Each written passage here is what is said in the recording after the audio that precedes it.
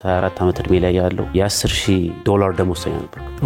ያም ማኒ ሜክ ነው ማድረግ አንተ ቆይታላ ሚሊዮነር ከዛ በህይወቴ ውስጥ የሆነ ነገር አጋጠመኝ። ያንን ደሞዝ ያንን ማገኘውን ደሞዝ ጥዬ ወደ ሌላ ሀገር ሄጄ ስራ ፈላጊ ለመሆን ትልቅ ውሳኔ ወስኛለሁ። ወጣት ባለ ሀብት ነው። ወደ 6 ካምፓኒዎችን ያስተዳድራል በኢትዮጵያና በዱባይ። በህይወቴ የማልፈራው ነገር ሪስክ ነው።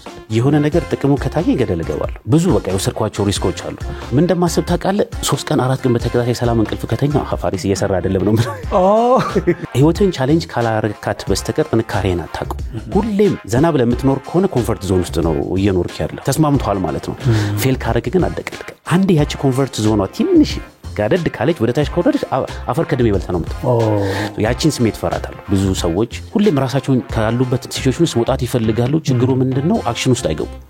ልክ 50 እና 60 ቤት ላይ ልክ ወይ ወደ ጡረታ ሲወጡ የዛኔ ሲጨነቁታል። ሌላኛው ደግሞ ማህበረሰቡን በወጣትነቱ ለፍቶ ልክ ሪታየር ሲያደርግ ቱር ሲያደርግ ነው የምትለው።